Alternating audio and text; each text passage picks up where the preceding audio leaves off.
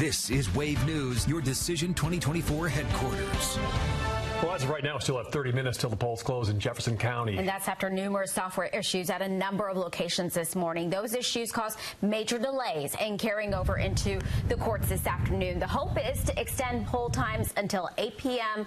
Under this chaotic circumstances that they face today, we're still waiting to find out the final decision on that. We are also going to update you as we learn more information. Now, there are a number of things to vote for on the ballot today outside the presidential race. So here's what to look for in the Commonwealth. Voters in Kentucky's 3rd congressional district will also see that race on their ballots. It includes almost all of Louisville Metro and Jefferson County, except some of the easternmost part. Right now, the district is represented by Democrat Morgan McGarvey, who is running for re-election. Mike Craven is running against him as a Republican. All Kentucky counties are voting on Amendments 1 and 2. Amendment 1 would add one line to the state constitution for voting rights for non-citizens. Federal law already deems that action illegal. And Amendment 2, known as the School Choice Bill, would give state lawmakers the power to use tax money on education options that are not public schools. Supporters say that could expand access to other educational options like private school. Critics say the money generated from taxes should be used to improve the public schools. Medical cannabis will be on the ballot for several counties in our area, including Bullitt, Carroll, Hardin, Meade, and Shelby counties. What's at stake is voters are deciding whether a licensed medical cannabis business can operate in the county. Cities and counties in Kentucky are likely to have different laws. Governor Beshear signed medical cannabis use into law for people who have certain medical conditions in 2023, and that statewide program goes into effect on New Year's Day. Well, we've got a breaking news alert. A judge has made a decision in the motion to extend voting hours in Jefferson County. Let's get to Wave troubleshooter Mark Stevens joining us with an update now. Yeah, guys, the judge just came out and issued his opinion. He is denying the case. That means the polls will close in Jefferson County at 6 p.m.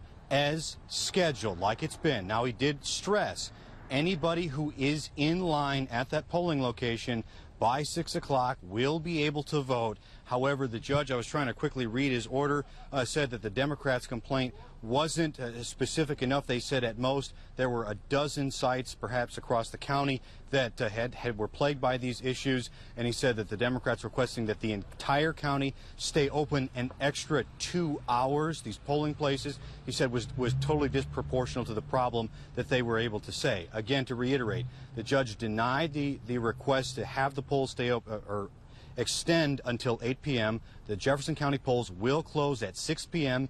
as scheduled. Anybody in line before 6 o'clock will be able to vote. That's the update here from the Board of Elections. Live in Louisville, Mark Stevens, Wave News. All right, thank you for that update, Mark.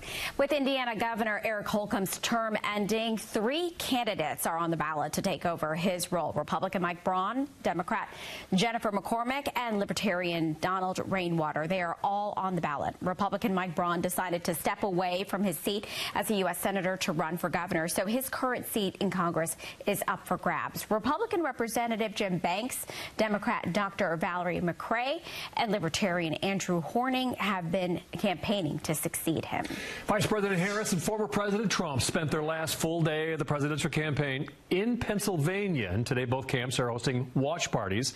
As the results roll in, Harris plans to celebrate with supporters on the campus of the school where she got her undergrad degree, Howard University. NBC's Bree Jackson is there with more on that.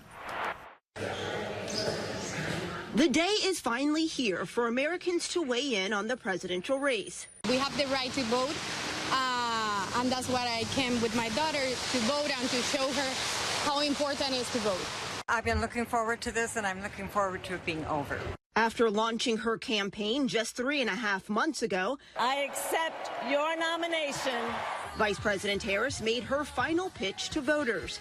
Standing in front of the Rocky Steps in Philadelphia, Harris, who has said she's the underdog in this race, reminding voters what's at stake in this election. We have an opportunity in this election to finally turn the page on a decade of politics that has been driven by fear and division. We are done with that. We're done. If elected, Harris would start a new chapter in American history as the first woman president. She vows to be a leader for all Americans and urges supporters to do their part this election day. We must finish strong, and this could be one of the closest races in history. Every single vote matters. Today, voters will decide who wins the White House. And the Harris campaign says it's prepared for any legal challenges, saying they have lawyers across the country ready to protect election results. On the campus of Howard University, Bree Jackson, NBC News.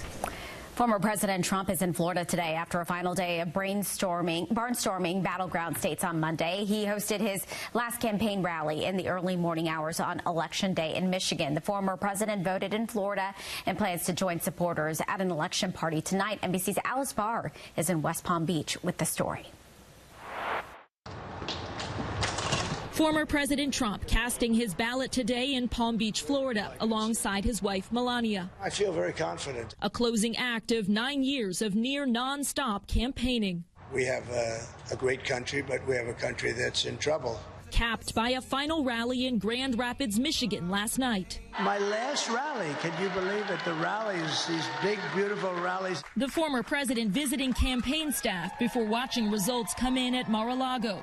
With the vote count likely to stretch beyond tonight, he's been sowing doubt. What the hell's happening in the inside of those machines? If you wait, we want the answer tomorrow, tonight.